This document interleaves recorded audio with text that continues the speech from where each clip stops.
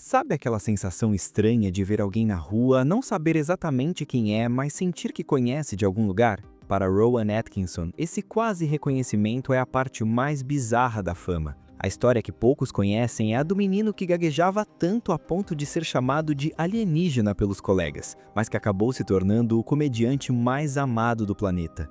No entanto, a transformação dele teve um preço alto. Ele descobriu que sua gagueira desaparecia completamente quando atuava, e apenas nesse momento, cada episódio de Mr. Bean o esgotava emocionalmente. Ele descrevia o personagem como exaustivo e contava os dias para as gravações terminarem. O homem que fez bilhões sorrirem confessou por muito tempo sentir-se uma fraude. Hoje, aos 70 anos, ele revela como os traumas da infância moldaram sua genialidade. O comediante silencioso finalmente encontrou sua voz para contar a própria história. Rowan Sebastian Atkinson nasceu em 6 de janeiro de 1955, em Consett, uma pequena cidade na Inglaterra. Caçula de 4 irmãos, ele carregou desde cedo uma sombra familiar.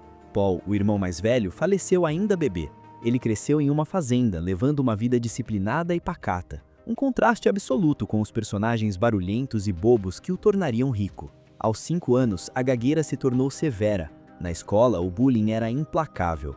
Professores o descreviam como um garoto tímido, de rosto elástico e dificuldade na fala. Enquanto os colegas riam de sua aparência e de seu jeito de falar, ele se isolava. Curiosamente, um de seus colegas de escola era Tony Blair, futuro primeiro-ministro britânico, que lembrava o quão difícil era a situação para o jovem Rowan. Mas nos palcos, a mágica acontecia. Ao assumir um personagem, a gagueira sumia. Aquela dor da infância se tornou a chave para o seu maior dom.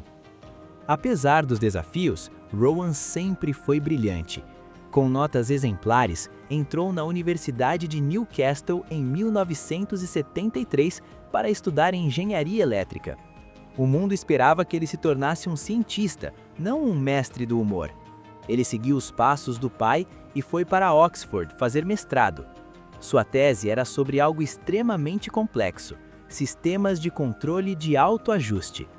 Ele chegou a iniciar um doutorado, mas sentiu que seu destino era outro. Um de seus professores notou que, embora Rowan fosse discreto em sala, ele se transformava ao pisar no palco. Foi em Oxford, em 1975, que ele conheceu o roteirista Richard Curtis. Esse encontro mudou tudo. Curtis viu Rowan em um ensaio e ficou boquiaberto com um esquete onde ele imitava um motorista. Era puro gênio, disse Richard. Em 1976, ele estreou no Festival de Edimburgo, e o caminho ficou claro. Ele não era mais um engenheiro, era um artista. A transição não foi fácil. Entre 1978 e 1979, a BBC o rejeitou repetidamente. Eles simplesmente não entendiam seu humor. Rowan entrou em depressão. Sua gagueira piorava em entrevistas e testes, e ele quase desistiu de tudo para voltar à engenharia. Mas ele percebeu seu trunfo. Ao interpretar, ele tinha poder. Ele não precisava ser ele mesmo. Ao lado de amigos como Angus Deaton, ele começou a ganhar confiança no rádio, longe das câmeras que tanto o pressionavam. Em 1979, voltou a Edimburgo. Aos 24 anos, ele mesmo ajudava a carregar entulho e montar o cenário. Seu show era quase todo mudo, inspirado em ídolos como Buster Keaton. Parte do público não entendia e ia embora, mas quem ficava presenciava algo histórico. Ele usava o rosto e o corpo como poucos na história do entretenimento.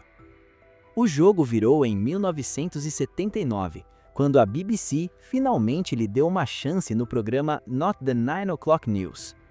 O início foi desastroso, baixa audiência e críticas pesadas. Mel Smith, que viria a trabalhar com ele, chegou a dizer que foi a pior meia hora de TV que já tinha visto. Contudo, a direção da BBC viu potencial e encomendou uma nova temporada. Foi a decisão que salvou a carreira de Rowan e criou um dos programas humorísticos mais importantes do Reino Unido. Ali, ele já mostrava seu lado perfeccionista e sério nos bastidores. Foi em 1980, durante a segunda temporada, que surgiu o esquete Gerald o Gorila, um marco que provou que Atkinson estava pronto para conquistar o mundo. Você sabia que o sucesso dele começou com um gorila mal-humorado? No clássico esquete do programa Not the 9 O'Clock News, ele interpretou Gerald, um primata que se revelou muito mais inteligente e irritado do que os cientistas esperavam. Quando o professor afirmou tê-lo capturado na selva em 1968, Gerald explodiu. Selva? Eu fiquei absolutamente furioso. Essa frase icônica não só viralizou na época, como fez cientistas reais adotarem, por brincadeira, o termo flange para grupos de babuínos, exatamente como no vídeo. Esse sucesso rendeu ao programa a Rosa de Prata no Festival de Montreux e o BAFTA de Melhor Programa de Entretenimento, catapultando Rowan como mestre do humor físico e do absurdo. Em 1981, o público descobriu outra faceta do ator. Ele lançou a música cômica I Like Trucking. O que ninguém esperava era que Rowan, sem qualquer histórico musical, chegaria ao topo das paradas. E o detalhe mais curioso, no clipe ele realmente dirige o caminhão. Rowan possuía uma habilidade real para conduzir veículos pesados, o que trouxe uma autenticidade única à piada e provou que ele era muito mais que um humorista de esquetes. Ele era um artista multifacetado. Mas nem tudo eram risos. Em 1982, no auge do sucesso, o grupo decidiu encerrar o programa. O motivo? Exaustão extrema. O ritmo frenético e a pressão constante levaram o elenco ao limite. Rowan, que sempre lutou contra a ansiedade, estava esgotado. Em uma decisão rara no show business, eles escolheram a integridade artística e a saúde mental em vez da fama e do dinheiro. Cada um seguiu seu caminho, e foi nesse intervalo que nasceu o lendário Black Adder, ou Víbora. Lançado em 1983, Black Adder foi uma aposta arriscada e caríssima. A produção utilizava castelos reais e figurinos de época luxuosos, o que quase faliu a BBC. A primeira temporada teve críticas mornas, e a série só sobreviveu graças a um Emmy internacional, que deu fôlego para uma segunda chance. A virada de chave. Em 1986, a produção mudou tudo. Cortaram os cenários grandiosos, focaram no roteiro afiado e Rowan assumiu o protagonismo absoluto. Seu personagem tornou-se sarcástico e brilhante, enquanto o fiel escudeiro Baldric virou o idiota adorável que os fãs tanto amam. A série culminou na emocionante temporada final em 1989, ambientada nas trincheiras da Primeira Guerra Mundial, conseguindo equilibrar humor e uma crítica profunda à futilidade da guerra. Em 1º de janeiro de 1990, o mundo conheceu Mr. Bean. Criado por Rowan ainda nos tempos de faculdade em Oxford, o personagem quase não falava, o que o tornou um fenômeno em 245 países. Afinal, a comédia física não precisa de tradução. No entanto, por trás das trapalhadas, Rowan sofria. Ele admitiu diversas vezes que não gostava de interpretar o personagem. O peso da responsabilidade era esmagador e o desgaste físico exaustivo. Para o público, era diversão. Para ele, um fardo emocional. Para aliviar essa pressão, em 2002 surgiu a série animada de Mr. Bean. Ali ele precisava apenas dublar, poupando seu corpo do trabalho extenuante. Foi a solução perfeita para manter o personagem vivo sem sacrificar sua saúde. Um dos seus últimos grandes momentos físicos foi na abertura das Olimpíadas de Londres, em 2012. Quase 1 bilhão de pessoas assistiram à sua performance em Chariots of Fire. Foi um sucesso absoluto, mas ele saiu de cena drenado por semanas. Rowan sempre soube surpreender. Seja como o padre nervoso em 4 Casamentos e um Funeral, um filme de baixo orçamento que se tornou um hit global, ou como o espião atrapalhado Johnny English, ele provou que seu talento é atemporal. Ele não é apenas o homem por trás da careta, é um artista que sempre priorizou a qualidade e a verdade, mesmo que isso custasse o silêncio dos holofotes. Em 2003, nascia Johnny English. Com um orçamento de 40 milhões de dólares, o filme foi um fenômeno, arrecadando 160 milhões ao redor do globo.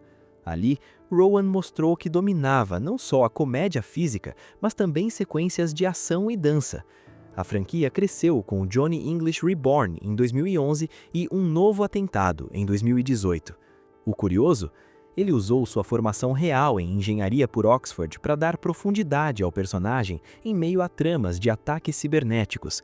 Ele equilibrou o humor clássico com os medos da era digital, conectando-se com um público cada vez mais preocupado com a segurança online. Mas nem só de sucessos vive um gênio. Em 2005, ele arriscou no filme chamado Bico Calado, interpretando um pastor cheio de problemas familiares.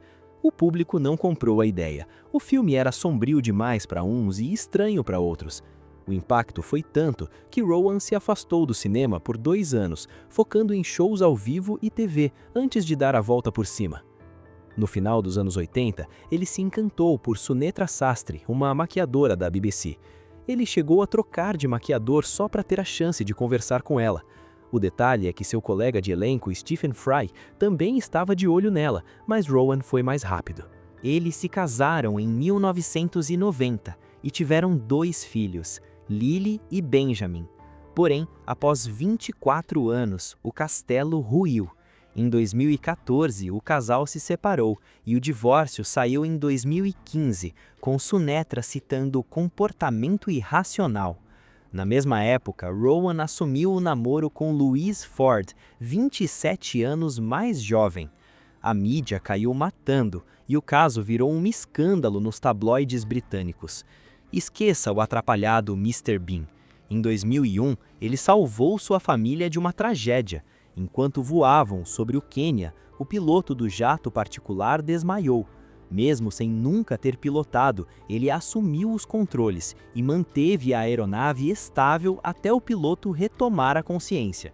Ele tinha 46 anos e provou que, sob pressão, mantém a calma de um verdadeiro herói.